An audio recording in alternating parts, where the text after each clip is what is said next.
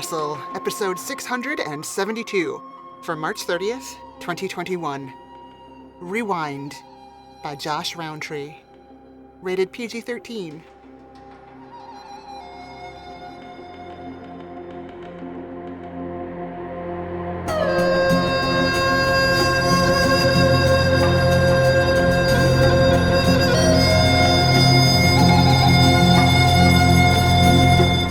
Hello, and welcome to PodCastle. I'm your host, Setsu Uzume.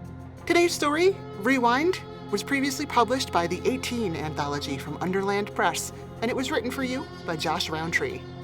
Josh Roundtree's short fiction has appeared in a variety of magazines and anthologies, including Beneath Ceaseless Skies, Realms of Fantasy, Daily Science Fiction, and A Punk Rock Future.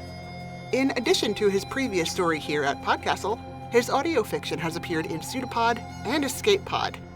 Just need to get him into Cast of Wonders for that achievement. We believe in you, Josh. Visit his website at joshroundtree.com or reach out to him on Twitter at Josh_Roundtree. The narrator for this story, I'm very pleased to tell you, is our own Peter Adrian Baravesh. Peter Adrian Baravesh is a writer, editor, musician, and the audio producer for PodCastle. He has narrated for us Escape Pod and Beneath Ceaseless Skies. When he isn't crafting, crooning, or otherwise consuming stories, you'll most likely find Peter hurtling down a mountain, sipping English breakfast, and brushing up on his Farsi, though usually not all at once. You can read his sporadic ramblings at peteradrianbaravesh.com or on Twitter at PABaravesh. And now, gear up for the apocalypse of your choice, and enjoy the story. Rewind by Josh Roundtree. Narrated by Peter Adrian Baravesh. Monday. The dust biker comes into the video store that afternoon looking for slasher flicks. He heads straight to the horror section, not bothering to remove his breathing apparatus, and pulls a couple of classics from the shelf. Friday the 13th Part 3, and the original Halloween. "You like this kind of stuff?" I ask, when he hands the tapes to me for checkout. "Yeah, so?" His voice is a mechanical whine, and the desert winds have rendered his gray bodysuit smooth and practically transparent. I can't see his eyes through the scored surface of his goggles, but I can feel the edge in the way he's staring at me. "I like them too," I say. "I've seen hundreds of them. Slasher flicks, I mean." "Yeah, so what's the best one?" I don't even have to think about it. "You ever seen Sleepaway Camp?" His neck makes a stretching, leathery sound as he shakes his head side to side. "No." I sprint to the back of the store, pull the sun-faded VHS box from the shelf, and add it to his pile. "On the house. Just let me know what you think when you drop it off." "You aren't charging me?" "No, just a favor from one fan to another." He might be smiling, but I can't see through the grill of his mask. He looms there like Jason Voorhees, silent and unreadable. Dust rides the creases of his suit, and he reeks of illegal petroleum. He's a 7-foot shadow come to life, an abstract artist's rendering of torn metal and melted rubber pooling along an endless broken highway. He exhales heavily, and it sounds like the rattle of failing pistons. "Do you have a bag?" I bag up his tapes, and he grunts his thanks on the way out the door. The front wall of the store is made of glass, and I watch as he starts his bike and speeds away toward the shimmering red horizon. I hope he likes the movie. Tuesday. Gandhi catches me goofing off again. We have a small television and VCR set up in the store that constantly runs movies, and I'm planted in front of it in one of those old-style director's chairs, watching Raising Arizona for roughly the 10,000th time, so I don't notice his approach from the back office until he's standing over me, his pen tapping against a clipboard. "Jeff, what are you doing?" he asks. "Sorry, just taking a quick break. I straightened all the boxes on the shelves and checked in the returns." Gandhi heaves a sigh that could reach from one end of the store to the other. He's a late, middle-aged guy with a thin mustache and not much hair. A Reverb video name tag is pinned to the chest of his purple Oxford, and Gandhi is spelled out in big block letters. I don't know if Gandhi is his first name or his last name, but I've been working here too long now to ask. "You're not getting paid to watch movies," he says. "The store's not in good financial shape. We need to be working hard to keep it afloat." I think about telling him that we haven't had a customer all day, and nothing I do in the store will help attract them, but I don't want to lose my job. Gandy likes to fret about the store being in trouble, but he hates when anyone else acknowledges it. This place is his life. Literally. The guy has a cot and a hot plate in the back office, and he never leaves. I think he bathes in the sink. Wind pushes against the front windows, and the glass squeals like it wants to break. Gray smoke boils outside like it's being heated in a pot, and it's so thick you can't see more than a few inches through it. Silvery shapes dart in and out of the murk, and I'm pretty sure I saw a nest of tentacles lash against the glass a few hours ago, but I'm not telling Gandy that. His eyes are fixed on the front windows now, and I can smell the sweat coming off him. I can run the vacuum again? I say. Gandy? Yeah, thanks, Jeff. That would be great. Gandy returns to the sanctuary of his office, and the rattle of an adding machine confirms that he's back to business. I vacuum the cheery lime green carpet for the second time today, then drop back into the director's chair and press play on the remote. Wednesday. I've barely flipped the close sign to open when the first customer of the day walks in, slips off her protective body sheath and floppy hat, and dumps them in the corner where they sizzle for a few seconds before going quiet. The woman underneath is wrapped in layers of rough leather, and her boots leave blackened prints in the carpet as she walks deliberately to the musicals section. Anything I can help you find? I ask. There's a musical I saw once that I liked but can't remember what it's called. She turns and I see the scar bisecting her face. Is it the movie starring that guy who was in that other movie with that one girl? I ask. She smiles, and her teeth are crooked in just the right way. Might be. I help her dig through the shelves, rattling off suggestions, but she keeps shaking her head. An oiled machete hangs from her left hip, and a one-handed chainsaw is strapped to her back, bits of unknown viscera still caught in its teeth. She plucks box after box off the shelf with torn and bruised fingers. Are you a hunter? I ask. Most days, she says, but even the stuff I kill doesn't like going out in this kind of weather. The sky outside is green and twisty, and acid rain falls in sheets. What do you hunt? Whatever they pay me to, she says. Apelings and the undead mostly, but I'm certified for bigger game if needed. You need a partner? I ask. I work alone, she says. No, I was just kidding. I like it here. Hey, you know this one, right? I put Singing in the Rain in her hand. I've heard of it, but I haven't seen it. Well, since we can't find what you came in for, this would make a good alternative. Classic Hollywood. Hard to beat Debbie Reynolds. Sure, okay. Hey, so if you want, you can just watch this here. We have a TV. We can watch it together. Maybe the rain will pass by the time it's over. The rain roars against the roof, and the stench of it sneaks in through the building's crevices, making the place smell like a high school chemistry class. The hunter's fingers tap against her machete blade, and she studies my face with cold, unreadable eyes. I'm not looking for a date, she says. I wasn't asking for one, just saying you could watch it here. Sometimes it gets old watching movies by myself. Okay, well, that's not the worst idea then. I offer her the director's chair and sit beside her, cross-legged on the floor. We consume the rest of the day with a procession of musicals, and while she loves Singing in the Rain, we get lucky and realize that The Music Man is the movie she'd originally been hunting. She hasn't seen it in years, but remembers the words to some of the songs, and we sing together about River City and pool and brass band parades. Gandy pokes his head out from the back office a couple of times, but he either no longer cares that I'm goofing off, or doesn't want to come down on me in front of a customer. When night arrives, it chases away the rain. The hunter, who by now I've learned is named Cutter, and who once upon a time wanted to be either a veterinarian or a social worker, stands up and checks her weapons. She studies the empty sky, and then dons her protective sheath and hat just in case. The smile she's worn for hours flattens, and her face hardens like clay in a kiln. Thanks, Jeff, she says. That was fun. Come back sometime. We'll watch Paint Your Wagon. Cutter nods, pauses for a few seconds with her hand on the door. It's past closing time, but I don't mind. She can stand there as long as she needs. Thursday. Bryce comes into the store to show off his latest exoskeleton. So what do you think? I'm sure it's the newest and coolest and most amazing exoskeleton that money can buy, but it's still just a shiny metal suit that makes him walk like he can't quite bend his legs in the right places, and if I told him he reminded me of RoboCop, he'd probably start to sulk, so instead I just say, it's pretty cool, and try to sound like I mean it. Bro, pretty cool, he says. It's better than that. Check this out. He holds up what looks like an unlabeled soda can, gives it a gentle squeeze, and his suit deconstructs into a swarm of nanomites. They make a few laps around the store, knocking a couple of VHS boxes off the shelf, and then squash their way into Bryce's tin can, which seals itself with a satisfying click. I have to admit, that part was more than pretty cool. It's a Trim Henderson 42LX cling wrap. You can't even buy one of these babies yet. Company has me testing it out. Nothing gets through this thing. Dino claws, bullets. A trash scavenger took a pot shot at me yesterday, and it didn't even tickle.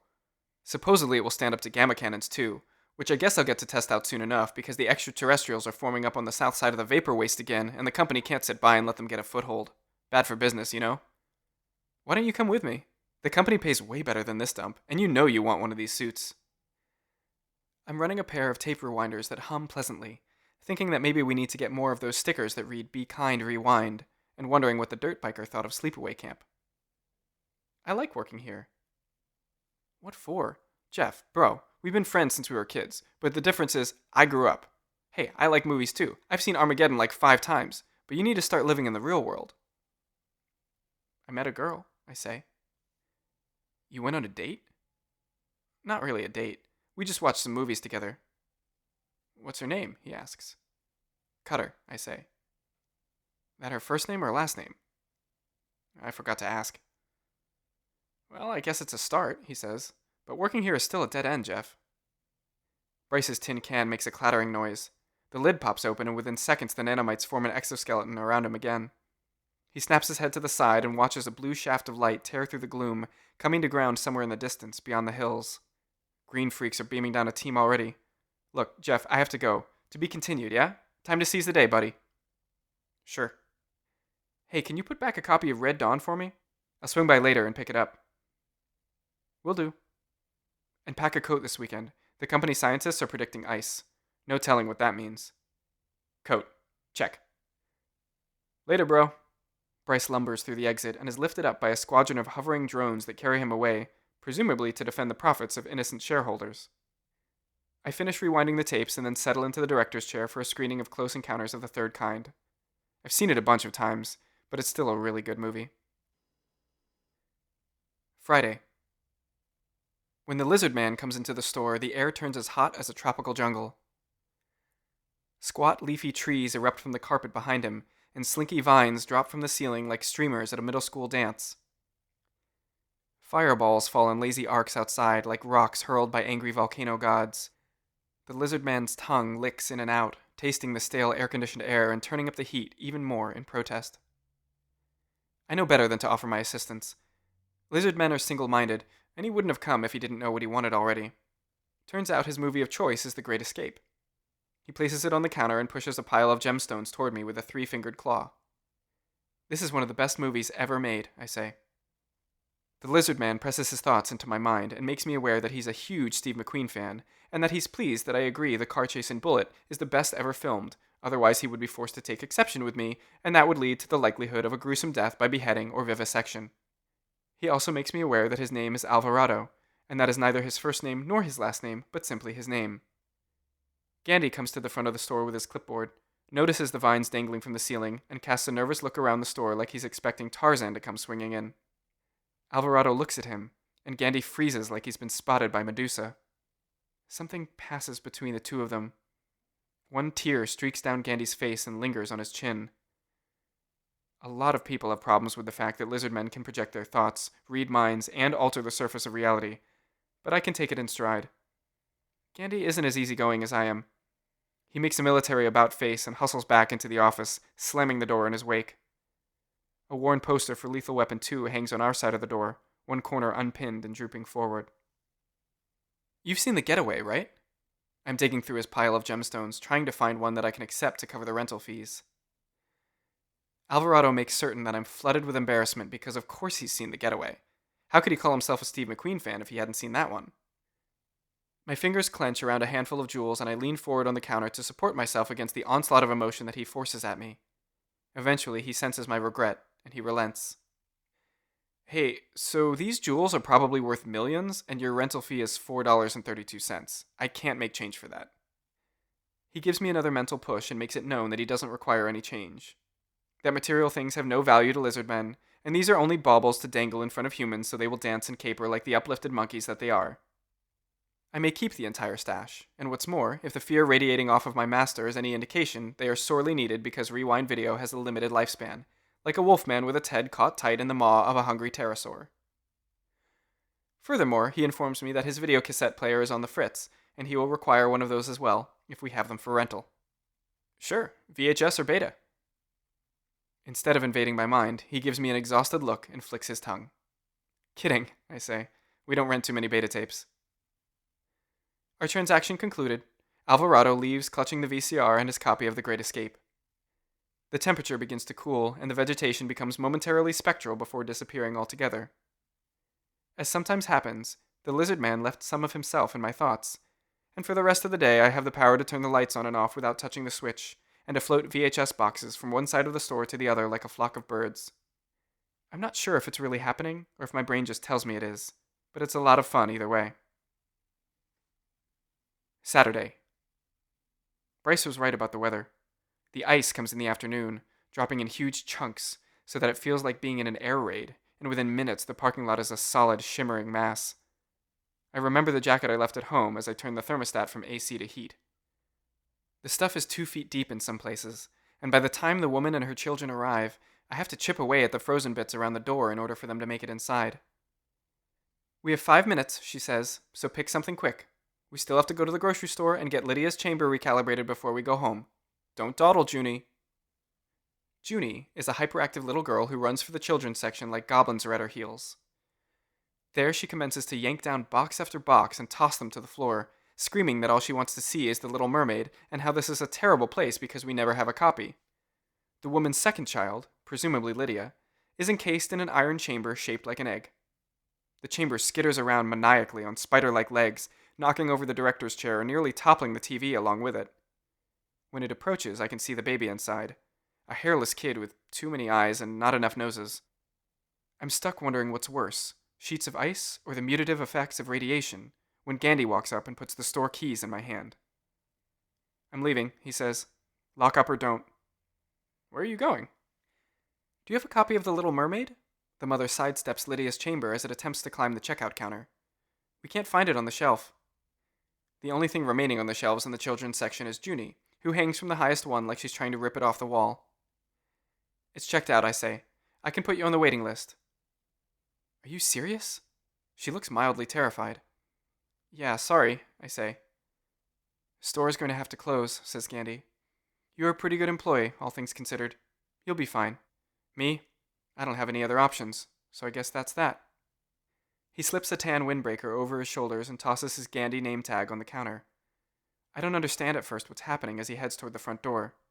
The prospect of Gandhi leaving the building is something I've never considered. Junie finally breaks the shelf and tumbles to the ground, screaming. A red light starts flashing on Lydia's chamber, and it's accompanied by a siren that's just a few decibels shy of a departing jumbo jet. The mother and her children spin around me in a vortex of chaos, and I stand frozen in the middle as Gandhi climbs out onto the ice and begins walking in no particular direction. I realize that for Gandhi, this is a form of suicide. He might have hung himself in the office with his bedsheet, or guzzled down a gallon of the cheap blue toilet cleaner we keep in the back, but instead he's chosen life beyond these walls, whatever that might be. The woman and her children leave without a movie, and I trace their progress along with Gandhi's as they navigate the surface of the ice.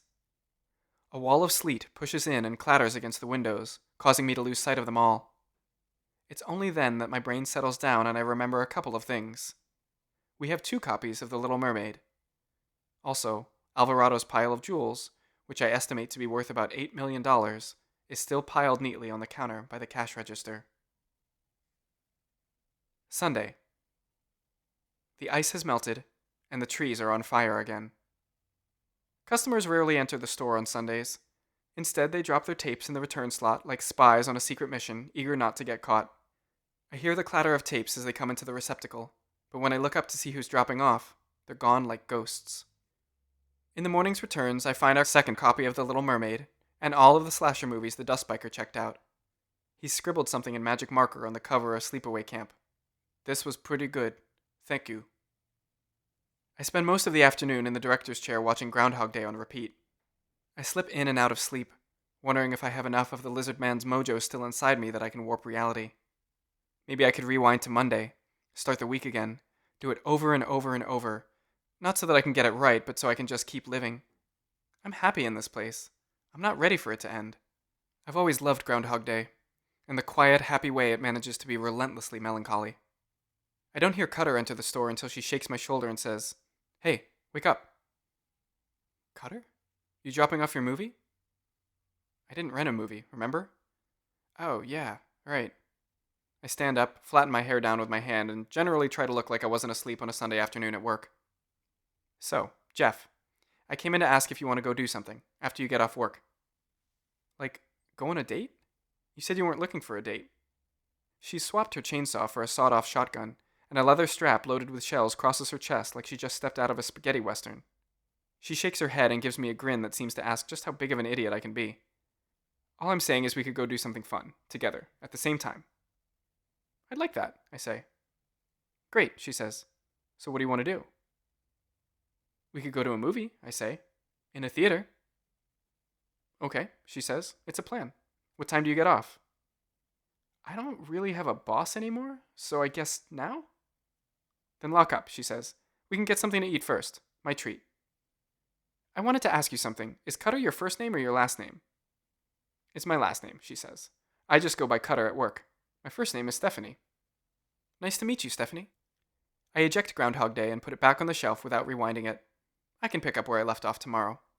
Right now, I'm looking forward to a movie I haven't seen before.